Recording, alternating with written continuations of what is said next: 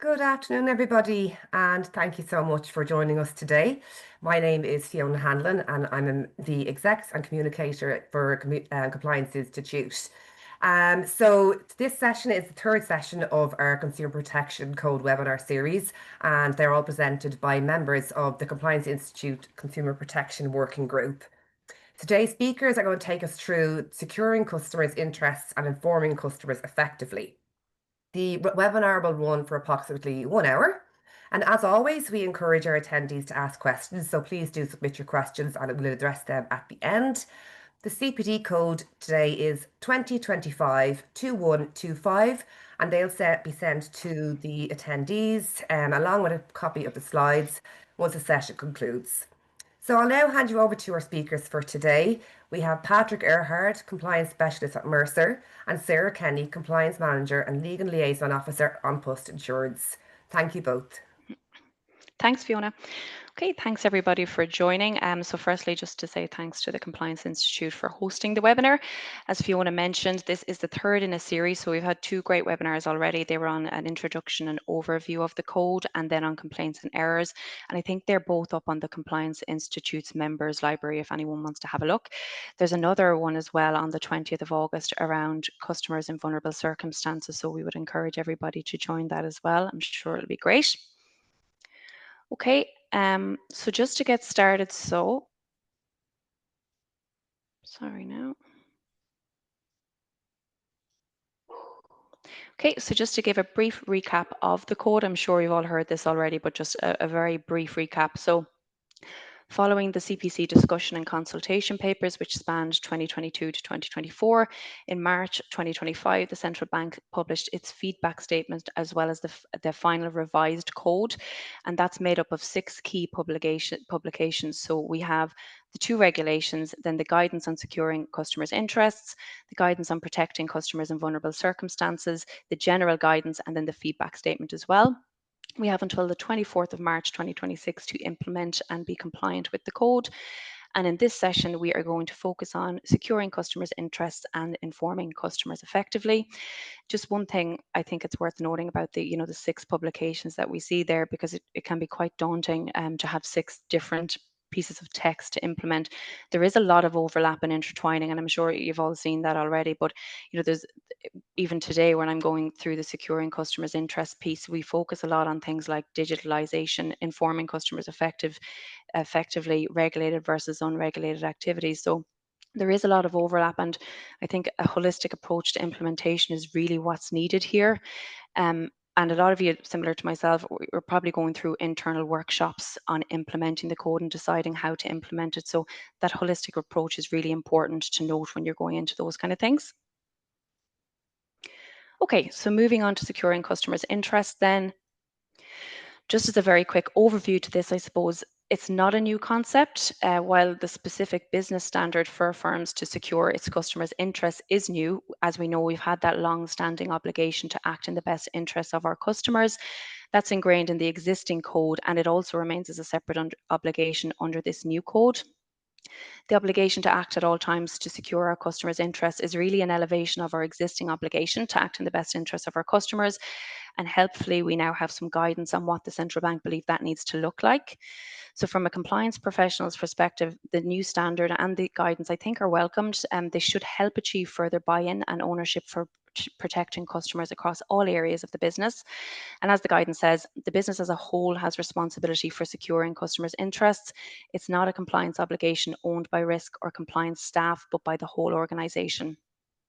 And I think one question that may arise is, what is the difference between securing customers' interests and acting in the customer's best interest? Because they are quite similar, but really I think the securing customers' interest piece is an elevation or an evolution of the acting in our customers' best interest piece, and it really puts an onus on firms to be able to demonstrate, and I think the demonstration part is key here, to be able to demonstrate that we are securing our customers' interests, and that is ingrained in the policies, procedures, and the way of working within the firm. So just to mention where it is actually covered in the code then. So firstly, we have the actual standards to secure customers' interests. So that's Regulation 41A. Then we have the supporting standards under Regulation 5. And then we also have the guidance on securing customers' interests. So I think it's fair to say it's a fairly hefty aspect of the code, the requirement to secure our customers' interests.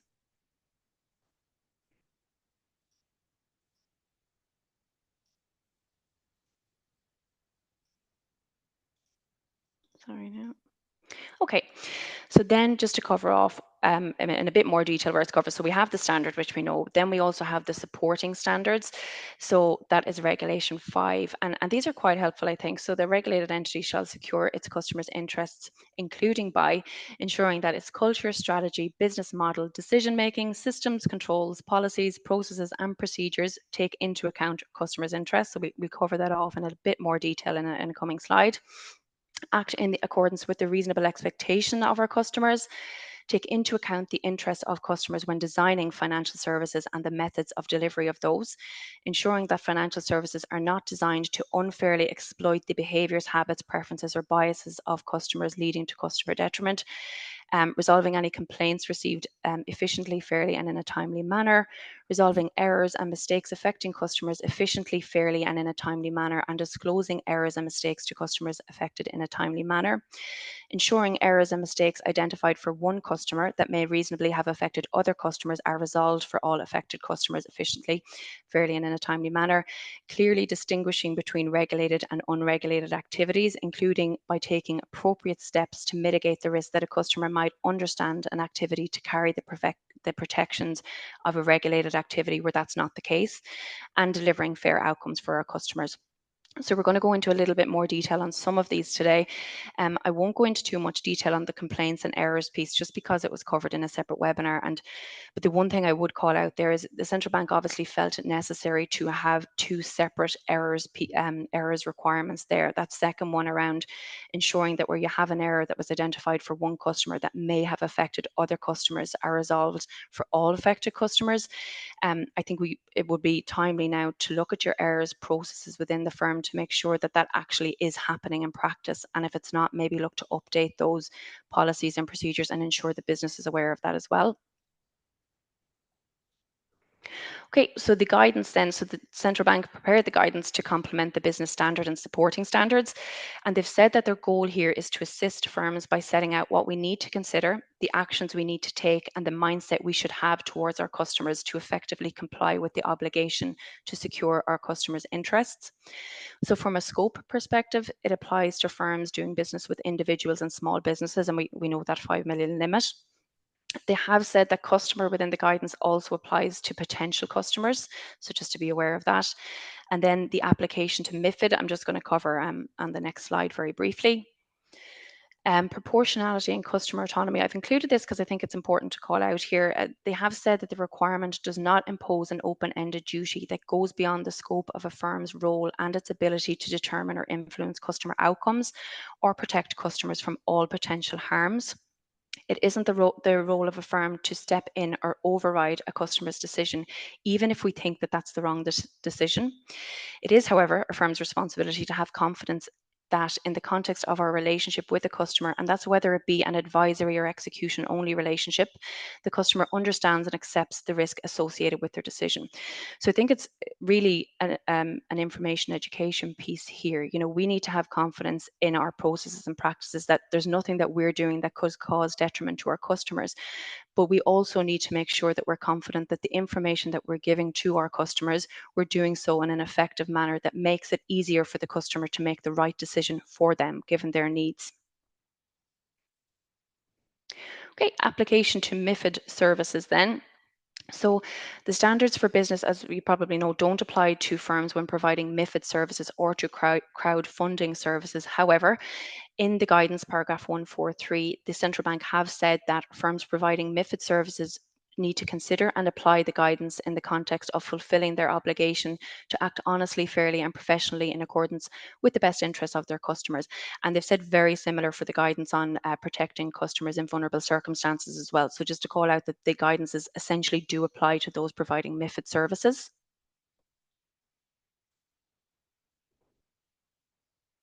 Okay, CPRA overlap. I think this is a really important thing to highlight under the guidance. So the CPRA is the Consumer Protection Risk Assessment Guide, which the central bank released back in March 2017. And there is substantial reference to that guide within the guidance on securing customers' interests. So the guide outlines a structure including governance and control modules that the central bank expect firms to have in place with the goal of embedding consumer protection into our risk management frameworks. It also sets expectations for regular internal reviews, internal reporting, and clear accountability across departments.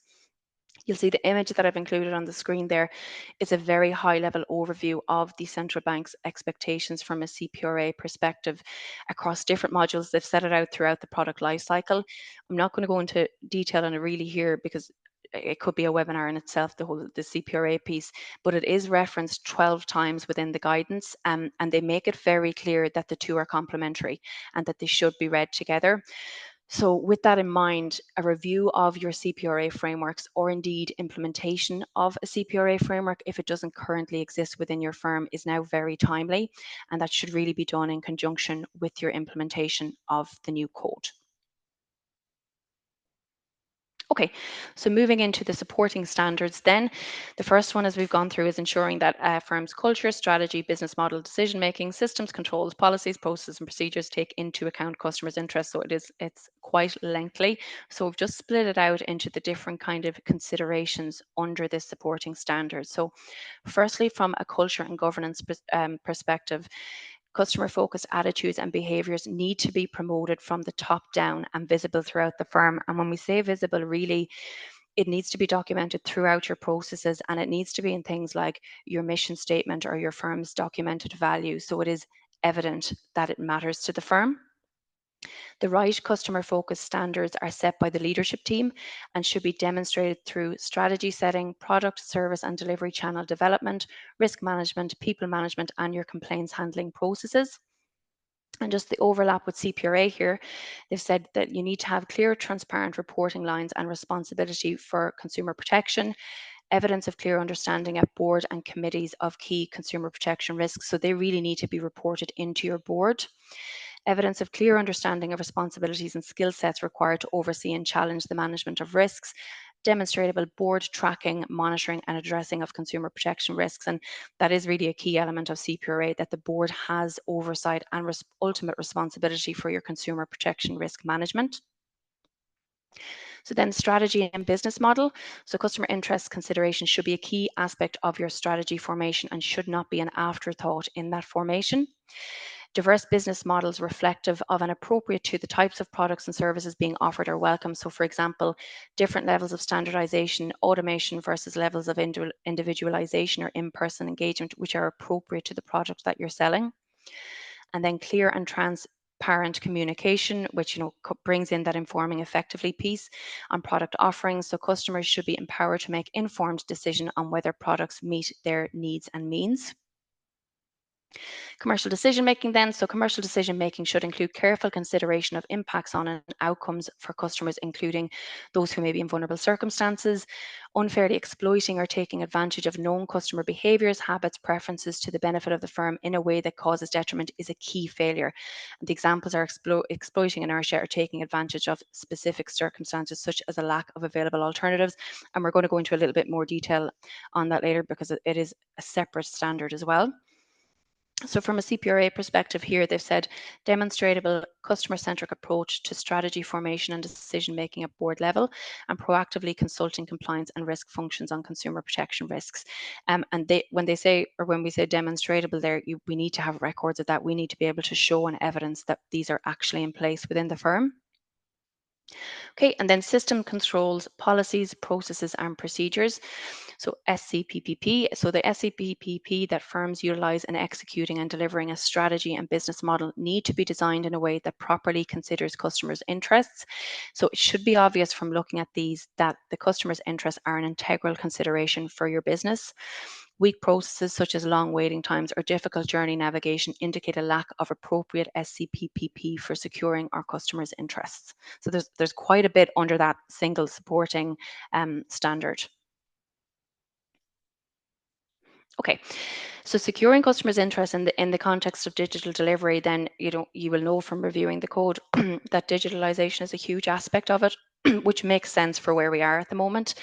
And then in the guidance itself, it highlights that as we move towards a more digital driven industry, we do have a responsibility to give full consideration to how this could impact our customers and take steps to avoid creating any risks for customers. So they've given two quite good examples within the guidance itself. So the first one is securing customers' interest in the transition to digital delivery. So firms should only proceed to move to digital delivery where you've satisfied yourself that customer impacts have been carefully considered with appropriate mitigants implemented to address any identified issues for customers. Again, these need to be documented to enable the firm to demonstrate that you've carried out that assessment. We need to design digital platforms with our customers' interests in mind. So they should be easy to navigate, easy to use and understand without any specialist knowledge. And Patrick is going to cover a bit more of that under the informing effectively piece. Do not exclude those with poor digital literacy through poor digital design. Again, really important. And again, it's something that the central bank are highlighting throughout the code, but also from a commercial perspective, to exclude those with poor digital literacy is to exclude a section of the market from your product. So it's just not something we want to be doing. And we need to be having alternative modes of service for those existing customers who are excluded by digital delivery, particularly where they might be in vulnerable circumstances. You also need to consider appropriate notice to customers to tell them that you're changing your method of service as well. Post-transition impact assessments should also be completed to address any issues which arise, because you're not going to identify every single issue in your pre-transition impact assessment. So carrying out that post-transition impact assessment is really important to identify any issues and get those resolved. Secondly, then, securing customers' interest under digital delivery. So while well-designed digital delivery channels support customer acquisition, because from a commercial perspective, they're hugely important, the principles of good design, so being easy to access, navigate, and execute, should also apply to interfaces and systems providing support to customers. This is really important because I'm sure we've all seen it in our day-to-day, purchasing online is incredibly easy. It's a very easy thing to do. The problem comes when you're looking for support after you've purchased online. That's where companies often fall down. And I suppose what the central bank are saying here is that's not acceptable from a financial services perspective, given the risks that are associated with that. So they've said that supports and access channels should be designed in a way that seek to effectively support the customer to get issues resolved quickly and to minimize any negative impact. If a customer suspects they're a victim of fraud, for example, they need to have rapid access to support to stop the harm. This could also apply to certain things like particular types of insurance claims or substantial complaints from customers. And the types of support available should reflect the support required and the likely needs of those customers. Systems to access support should be easy to find, access, and to use. They shouldn't be hidden on the website. They should be very easy to locate. And in some circumstances, we are going to need to consider whether there should be the availability of in-person support for customers, depending on the issue and I suppose the complexity of the product as well. Okay, so designing products then. So supporting standard C is taking into account the interests of our customers when we design financial services and the methods of delivery for those services.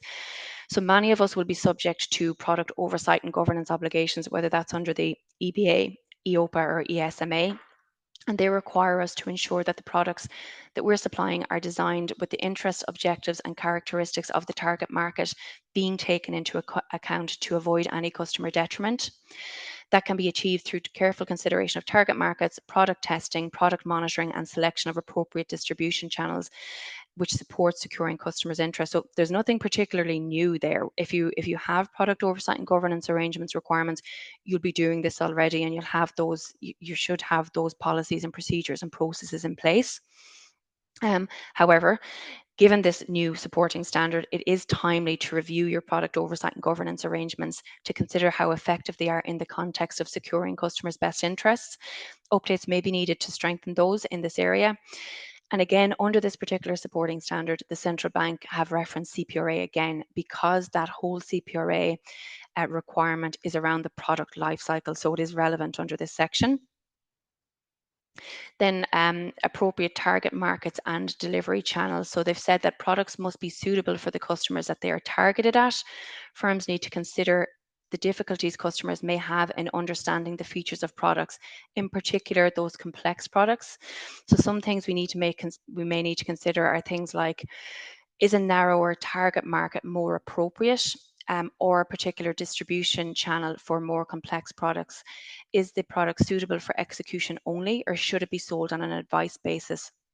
And the speed and ease at which contracts can be completed through digital execution only delivery channels.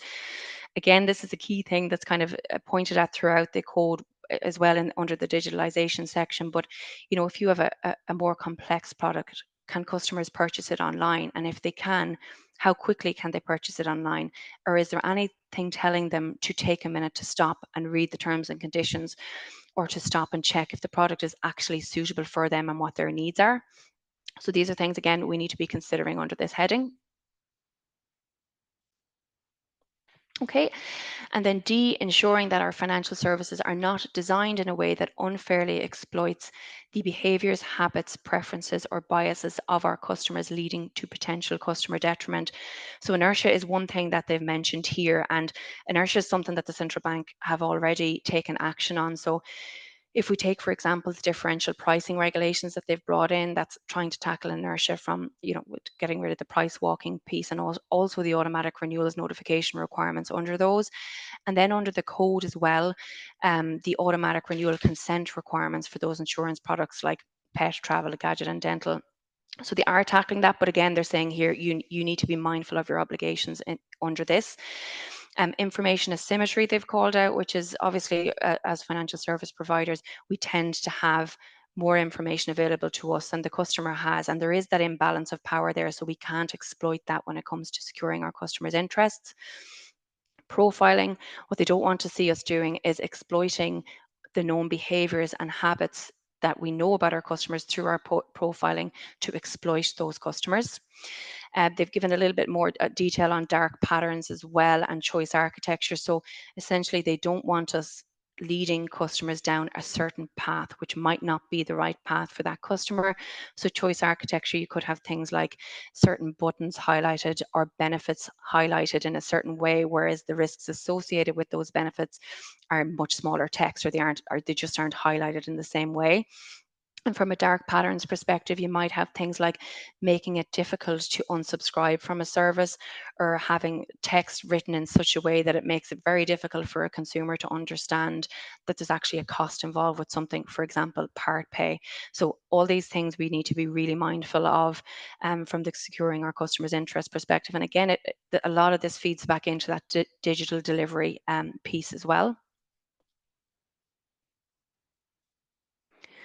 Okay, so just kind of leading nicely into Patrick's slides. As we mentioned at the start, there is not a lot of overlap between all the different aspects of the code, but securing customers' interests through informing effectively is one of those overlaps. So just some additional things that were mentioned in the guidance that I've included here that are relevant to both sections. So unregulated activities of regulated firms. So I don't think I need to highlight how heavily this is referenced within the code. So the central bank are really concerned about this, and branding in particular is a concern of the central bank here, where the same or very similar branding is used for regulated and unregulated products of a firm and or its subsidiary or group companies. So consider the use of branding on websites and apps where these channels are used to display information or facilitate transactions in products or services that are not regulated. It should be clear to customers when they are moving outside the regulatory space. This can be supported through disclosures and warnings, but firms ultimately need to look at their branding to ensure that they cannot add to confusion of customers where you're selling those unregulated and regulated products. They've said that good culture and a commitment to securing customers' interests does not turn on or off depending on the legal or regulatory status of the business that a regulated firm does. So I think what they're saying there is, if you're a regulated firm selling unregulated activities, the central bank may well take action on you for those unregulated activities if you haven't put the appropriate controls in place to ensure the customers know that they're unregulated and are not afforded the protections of the code. Then importance of contractual clarity. So they've included a case study in the guidance, which is very good. It's on business interruption insurance during the COVID-19 pandemic, which you're probably all familiar with what happened there. But they've said that where material ambiguity arises, the central bank expects firms to apply the understanding that most benefits the customer. So firms should seek to resolve any contractual interpretation issues as quickly as possible and should consider all alternatives before going down the litigation route. And like this requirement to apply the understanding that most benefits the customer isn't new, particularly to the code. The Consumer Rights Act 2022 has that requirement as well. And then from an insurance perspective, CICA also has an obligation in that regard. And then finally, in this, delivering fair outcomes for customers, which is the last supporting standard. So they've said that poor information presentation can impede customers' ability to assess the benefits and risks of a financial product, particularly where more complex products or where there are many similar types of product on the market. So the central bank's own research found that small but targeted changes made to lender notifications can significantly increase customer engagement with the options presented. This is a clear example of how firms can implement requirements not simply to comply with rules, but to optimally secure customers' interests. And the overall communication approach should be less about simply providing information to meet regulatory disclosure obligations and more about seeking to support practical understanding by the customer. And this is something Jerry Cross had said in a speech that he gave early into the CPC rollout.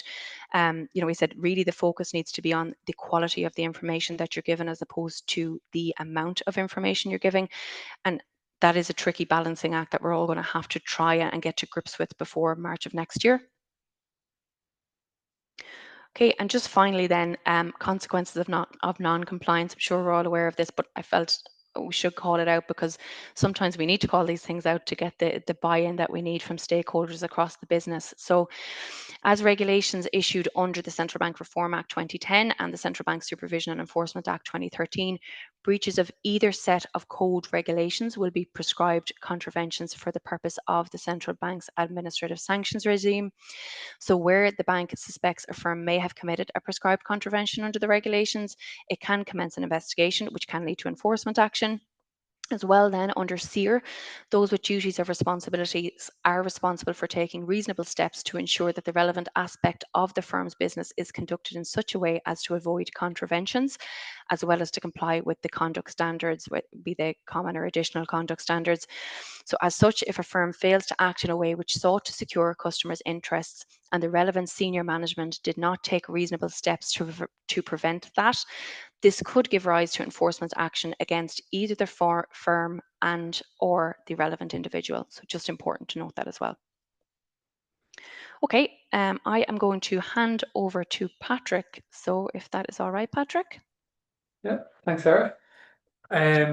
So just on informing effectively, so I suppose for just to kind of reiterate what Sarah had just mentioned there is a lot of crossover between the different pieces within the Consumer Protection Code. So for informing effectively, it affects, for better choice of word, it affects digitalization, it affects vulnerable customers, it affects advertising, it affects complaints, securing customers' interest, regulated and unregulated. And as a kind of a good example with this webinar, if you were doing the kind of core principles, which we'll cover off in a bit on informing effectively, if you're doing them, you're on the right path to securing customer interest. And if you take it on the flip side, if you're doing the principles of securing customer interests, you're on the right path to informing effectively. So you can't look at them independently of each other. They need to be looked at in tandem with each other. And effectively, what informing effectively really means is just providing consumers with clear, accurate, and timely information. That's it in a nutshell. And I suppose why does informing effectively matter? Just on the next slide there, thanks, Sarah. So why does it matter? Well, effective informing is fundamental because it empowers consumers to make informed decisions. It helps build trust in your organization. It reduces the risk of mis-selling. It reduces the risk of complaints, and it supports overall compliance with the requirements of the code. you need to consider when you're drafting information or publishing information that is done in such a way that the average consumer can understand. So you need to take into consideration financial literacy. You need to take into consideration reasonable knowledge and experience. So what is reasonably expected to be understood by a consumer?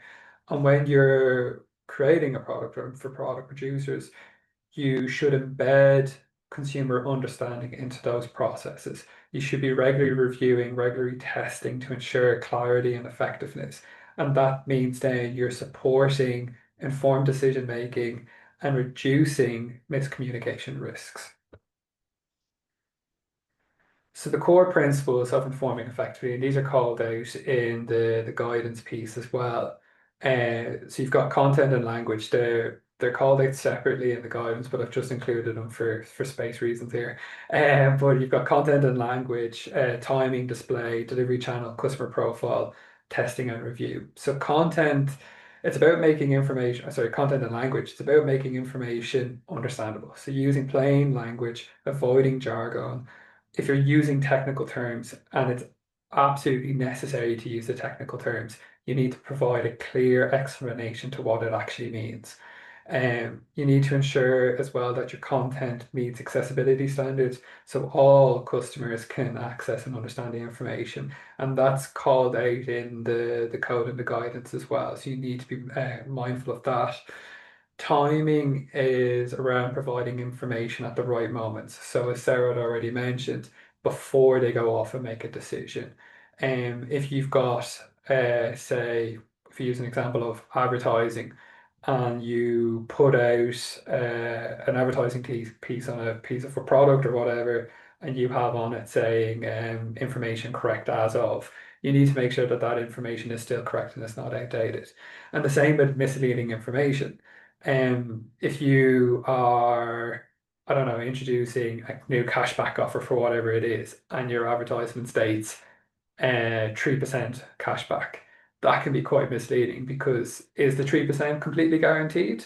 Is there terms and conditions attached to that? If someone read that, they would reasonably think they were going to get all 3%. But introducing a simple wording of up to 3% and then clearly highlighting that there are terms and conditions applying to it, when there's a deadline to avail of this, that sets the expectation and understanding. Display, it's about highlighting those key features. So if we take back to the 3% piece that I just mentioned, it's the use of up to. It's also highlighting key information so that there are terms and conditions applied to it, helping customers understand risks and what they're getting into. It can be using like visual cues like bold fonts, colors to kind of just draw the attention to certain things. So it's drawing the attentions to the risks and the benefits. And even considered like providing summaries up front with detailed information for those who want it. Effective communication as well, it's an ongoing process. And that's why we need to constantly be doing testing and reviewing as well. And again, the expectation is set out there in the guidance and the code. That can mean the use of focus groups, surveys, feedback statements to identify gaps, and as well as using, say, like your complaint management information. How does that feed into your overall communication? You never know that a product you could have out there, people could be putting in similar complaints, and it could be around how it's probably articulated. So it's important to regularly review and update materials to reflect those changes in products and customer needs. Choosing the right delivery channel, so using videos, infographics, interactive tools, they can significantly improve understanding, as well as using multiple touch points to reinforce messages. And again, always consider accessibility standards to ensure inclusivity. And then understanding your customer's profile. So if you go back to financial literacy, it's about tailoring that message to the customer. So, for example, a more technical explanation might be suitable for more experienced investors, let's say, while if it's a more general product and an easy or barrier to entry, it might be simpler language that's better for more general consumers. So just going into a bit more of a deep dive for those kind of core principles. So when you look at your customer profile, it's about knowing your customers. It's about helping bridging the knowledge gap. It's paying attention to vulnerable customers and it's making information accessible. Good communication means understanding who your customers are and how they prefer to receive information. So making your message simple, clear, and accessible helps people make better decisions and it builds trust. So you should always start by asking the question, who is my customer? Are they comfortable using digital tools like online banking? Do they understand financial terms that we're using? Is it reasonably expected that they would understand these financial terms? When you're helping bridge the knowledge gap, um, we know a lot about our own products, but customers don't. And you can always get into that kind of tunnel vision without even realizing it. So it can make it hard for some customers to understand what they're buying into or agreeing to this. So again, it's using simple language, pictures, videos, make sure that information is easy to follow. For vulnerable customers, there's people who are going to need extra help. And vulnerable can be people who don't speak English as the first language, people with disabilities, people with poor financial literacy. So you might need to provide, say, translated materials, simpler explanations, or different ways to access the information as well. And again, making information accessible. It's just making sure that everyone can access the information that's available. And in the guidance, it's specifically called out how that expectation is met. Um, Another good thing to this is if you take something like, say, terms of business, you should be providing a comprehensive one to each consumer before delivering on any product, sale, or service. The terms should be on paper or a durable medium and online. They need to include details such as the legal name, your license authority, so your regulatory strapline or your unregulated strapline, scopes of services, conflict management policies, complaints procedures, and so on. That kind of transparency helps manage a customer's expectation. Um, on the next piece there, when we look at content, um, if you think of content, it's about how all information needs to be drafted to ensure it's reaching the average customer so that they can reasonably understand it. And it's supporting informed decision making. And I touched on the point there, and Sarah touched on it as well, for product producers to ensure that the documentation is designed to enhance customer understanding and that it's been regularly reviewed in its effectiveness. So that's at the beginning of the product design and at post product design as well. So when we look at content, we're looking at, does the name of the product accurately reflect the nature and its benefits? So like, misleading names such as implying guaranteed returns or specific features that the service doesn't actually deliver, they're completely prohibited. If we take a look at key information, it's before recommending or offering that product that you need to disclose that key information, cancellation rights, terms and conditions. How can they exercise those rights? And then when we look at, say, like material changes and recording, so there's going to be times where this information evolves over time as new and more digital means comes in or as information gets updated. So we need to be keeping on top of any significant amendments or changes to the way we are portraying our information. That can be terms of business. Same for if someone's coming in to make a phone call, you need to inform them that a phone call is being made. For language, again, language is fairly straightforward in the sense that it's to be clear and easy to understand. It's avoiding jargon. So always aim to communicate in a way that it's easy for your customers to understand. Use plain language. Use clear explanations. Avoid jargon and technical terms. And if you are using the technical terms, explain in a very clear manner what it actually means. That could be through graphs, infographics, videos, whatever it is. It helps the customers better understand the information you're providing and it makes them more confident in their decision. And I think a key thing to that is, oh, sorry, I see we're off display there. But a key thing there on language is you shouldn't always assume that it'd be easily understood. I think that's the key thing. I know back in the day, people always said do the granny test. Would your grandmother be expected to understand it? But it is really a very good idea to do a test like that. Would someone reasonably understand what we're talking about here? For display there.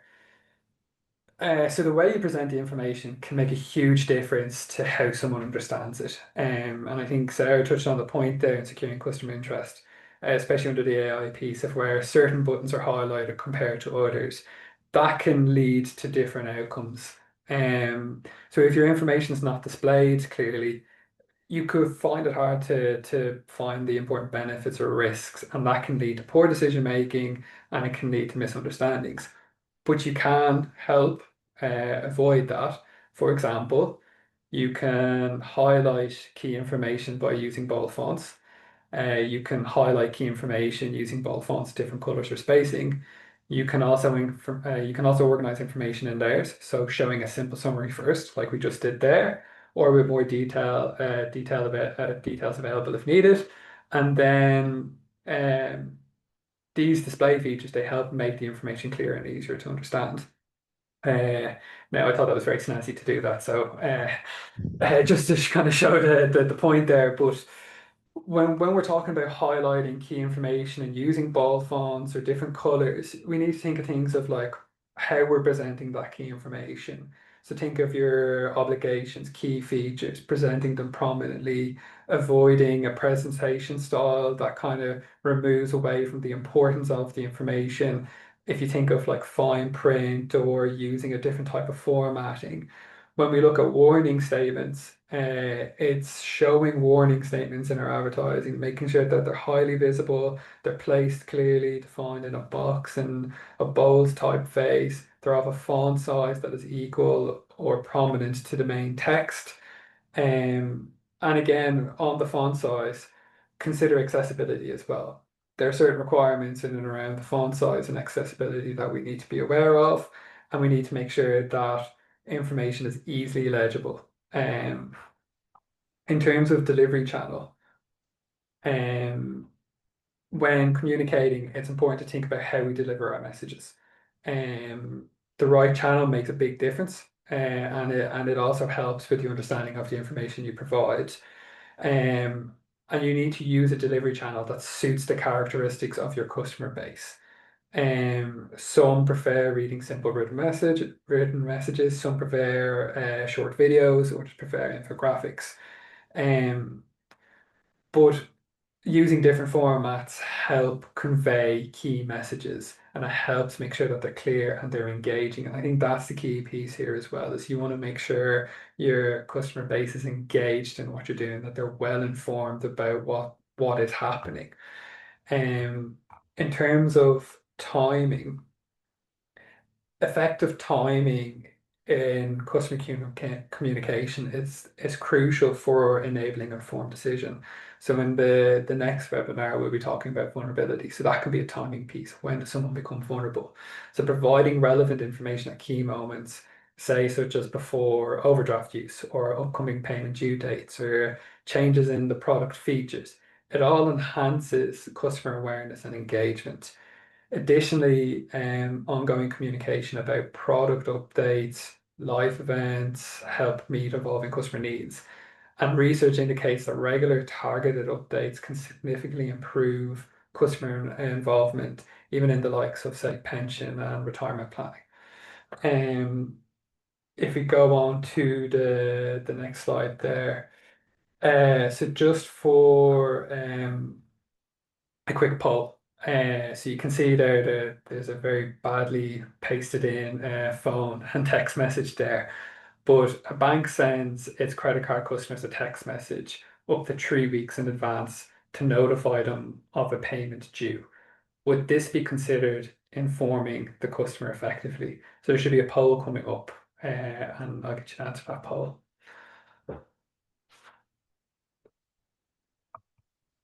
We'll give it a few seconds and then we'll go through the result.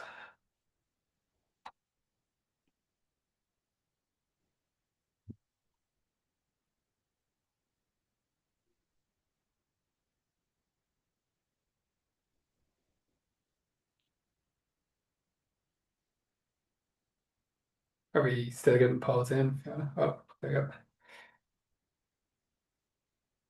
So this is interesting. So it's pretty much 50-50. So this is actually a bit of a red herring.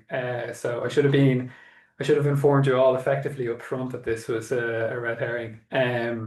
This is actually taken directly from the guidance. So yes, this is considered informing effectively. So what the central bank say to this is this clearly sets out the payment amount to be paid, the date the payment is due, and informs the customer that the payment is to be made by direct debit on a specific date.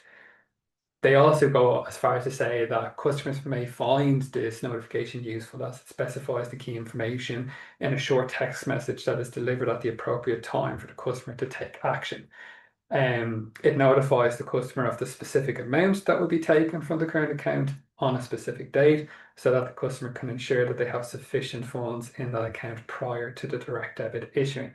So I do apologise, that was a red herring and I didn't inform effectively. So a lot of lessons there learned. On testing and review,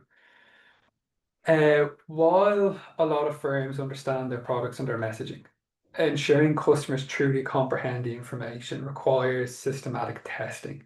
So testing helps clarity and understanding, especially for, say, complex or critical messages, and it should be conducted both before the dissemination of the information. So you use methods like focus groups or including representatives from diverse needs or charities. And then afterwards as well through feedback mechanisms. So you see the central bank doing mystery shopping all the time. Regular review of communications show how informed customers are. It provides us with feedback.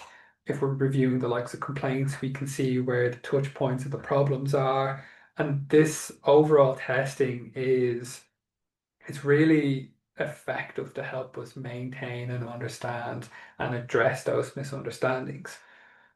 If we continue on to the next slide, so some of you will know it's the same slide, but we've just applied the practices here of informing effectively, just to show the difference as well of what it can make. So the slide previously was probably very hard to read, very difficult and boring, not very engaging, but this is a bit more colourful, a bit more involving and stuff like that. So goes to show the difference that it can make.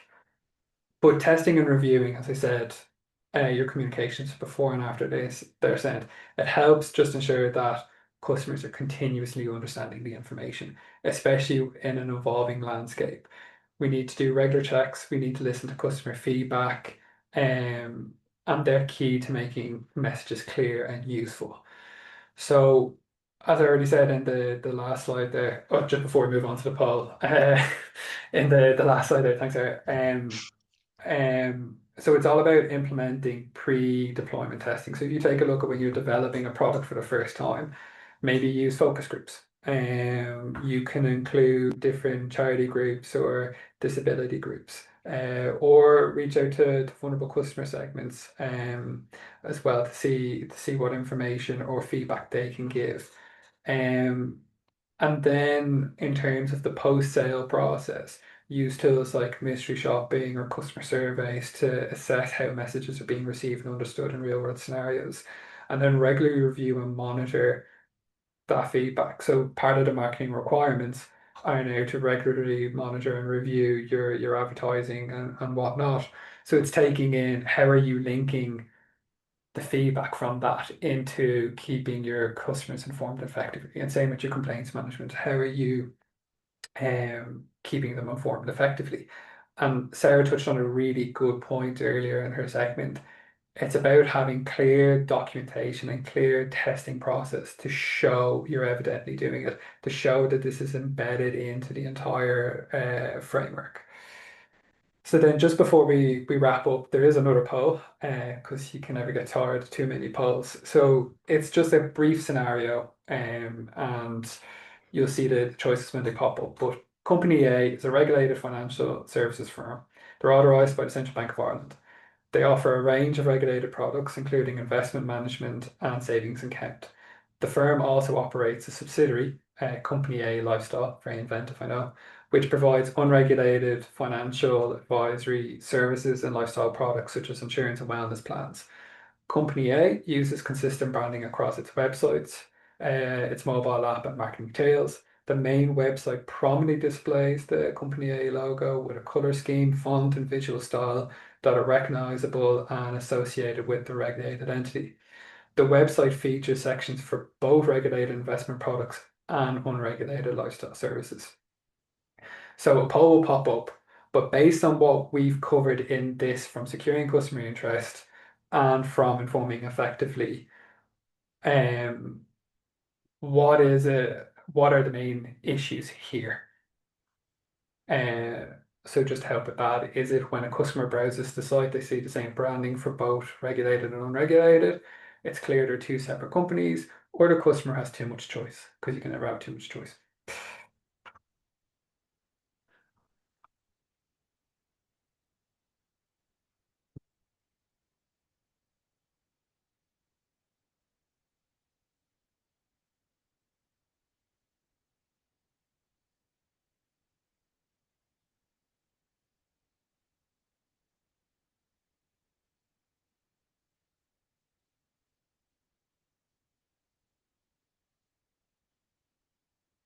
And so we'll get the results now. So this one's a bit more clear cut. I probably shouldn't have put in that the customer has too much choice. That was probably an easy option. But yes, it is when the customer browses the site, they see the same branding for both the regulated and unregulated. So as both Sarah and I covered already, you can see the kind of the intertwining, overlapping between securing customer interest, informing effectively, regulated and unregulated, vulnerable customer. You can see it all in this example straight away. So yeah, they use consistent branding across its website, its mobile app, and its marketing materials. With the main website prominently displaying the Company A logo with a color scheme, font, visual style that are all recognizable and associated with the regulated entity. And it's because the website features both the regulated and unregulated services as well. So here there's a potential for misunderstanding. A customer interested in, say, the Company A lifestyle insurance product might assume that these services are regulated and protected under schemes and have certain protections provided by the Central Bank of Ireland. And they may also believe that the product are subject to the same regulatory standards and protections as, say, regulated investment services, leading to a false insecurity. The central bank actually covered this off, and it's called a halo effect. And it's very important to bear in mind. And Sarah even touched on it earlier to the point of that the central bank even suggests using separate branding to help kind of make it independent from each other and clear one is regulated and unregulated. So as we've already said, the branding and the clarity is confusing. There's the branding doesn't offer any differentiation between regulated and unregulated. So here they can be using, say, different colors, different font sizes. If we look at, say, disclosures and warnings, they should have two separate pages, one for regulated products, one for unregulated products. They should be disclosing prominently on the unregulated page, warning the provision of the services does not require licensing, registration, or authorization by the Central Bank of Ireland, and as a result is not covered by the Central Bank of Ireland rules designed to protect customers or by statutory compensation scheme. For mobile apps, the firm should consider the design elements and clearly differentiate between those two different sections of regulated and unregulated. So again, separate navigation paths and distinct colors, all to prevent the consumer from assuming all services are regulated. And then lastly, just some practical implementation and kind of key steps there. Implementing these principles involves designing simple visual disclosures using multiple channels to reinforce those messages. It involves testing, potentially using diverse groups, and regularly reviewing your materials for improvements. Effective disclosures should be clear, concise, and easy to understand at a glance. So using straightforward, simple language, straightforward layouts, visual elements such as icons, infographics, color coding helps capture attention and improve comprehension. And we've seen that with different slides in this session. Uh, Use multiple channels for reinforcement, so consumers receive information through various different touch points, website, mobile apps, emails, printed materials, and face-to-face interactions. Reinforce key messages across multiple channels so that the consumer encounters consistent information and consistent terminology, which then will increase that likelihood that they understand and remember it. You can test with different diverse groups. Different customer segments have different varying levels of financial literacy, language skills, and cultural backgrounds. That will help with customer understanding. And lastly, not to forget to review and update regularly. And that's the end of that. So I suppose, anyone have any questions? Thank you so much, both of you. That's really, really good. So yeah, we have a bit of time there for questions. So I'll kick off with one that's come in. So it refers back to Patrick, the poll that you launched in the SMS. So in the example of the SMS message, re the credit card payment due, would you need to include regulatory disclosure statement, i.e., in order to be compliant with the Regulation 71? That's a very good question. For that example that they use in the central bank guidance, it would allow you to think that you don't need to include the regulatory statement because you're not referring, say, specifically to any product benefits or key features. It's a notification to let them know that something is due. This also keeps it very generic as well, that there's no personal information being handed out there as well. So there's no concern for, say, data protection breaches or anything like that as well. Thank you so much. Then one in there back for yourself there, Sarah. It relates to the CPRA that you were speaking about earlier on. Yeah. So how should firms align their CPRA framework with the new guidance on securing customer interest and their priority areas for review? Yeah, so what I think firstly, we probably all need to have a look back at our CPR frameworks that we have in place. And I think really once you implement the CPRA framework in line with the CPRA guidance itself, it will sort of naturally align itself to the securing customers' interest guidance. I don't think you need to do anything very specifically to align them because once you have the two of them in place in line with the central bank's guidance, they will naturally just align themselves to each other. So I don't think there's anything specific you need to do there. Once you're happy that the CPRA framework that you have in place meets the CPRA guidance. Thank you so much. Another question in there. So they're flying in now. How often should advertising be reviewed under the under the review regulatory obligation? Is it every year? I suppose you should probably have a marketing policy guide or whatever fancy term you want to call it in place that sets out these clear expectations from the code. On top of that, I mean, you can introduce quarterly reviewing. You can tie it in with a governance review. If you've got, say, your quarterly complaints review going on, you can tie it in and see if any complaints have come from any advertisements. Hopefully the advertising standards haven't been in touch with you, but if they have, that would probably be a prompt to go off and do a review. Um, and as part of the compliance process, I suppose you should probably have triggers in there that if you have information as of a certain date, when you're refreshing those ads and whatnot, it should prompt a review of the advertisement as well, just to make sure it's still consistent, it's still up to date, it's still clear. So I'd say probably every quarter, you could do it every year, but it's going to have to be proportional to the scale of your advertising as well. Thanks, Patrick. So I have a question in relation to sourcing some guides. So just in relation to language, where can one source helpful guide and standards, ISO plain language? Okay. So the guidance does refer to a few things for accessibility that you can link towards and look at, and that's probably what they underpin everything on. In terms of, say, clear language and whatnot, the Financial Future for Ireland, and that page that has a lot of great information on it as well for literacy. You can also use training groups as well. Training is a requirement as part of this code for staff as well, especially when it comes to take vulnerable customers. But you can use if you're in a front-facing role, Jam. Not that I'm promoting Jam, I'm in no way affiliated with Jam, which is just a minute. You can use training groups like that to help with your financial literacy, and your plain use of language. And I suppose some companies as well, I know, have a tone of voice person in place as well, which is a really good control. Annoying for compliance professionals, but really good control to put in place as well. So there's a lot of information there as well. Thanks, Patrick.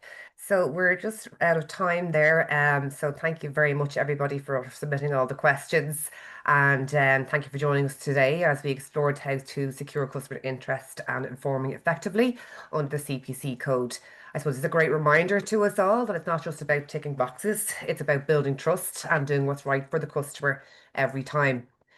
So as Sarah did say, next week we will have our concluded webinar on vulnerable customers and financial abuse. So that will be on the 20th of August, and that'll be, I'll add that to our post-webinar email so you can register for that for next week. So for now, I'd just like to thank Margaret, Patrick and Sarah for their time today, and for everybody for joining, and have a lovely rest of your day. Thanks, everyone. Thanks very much.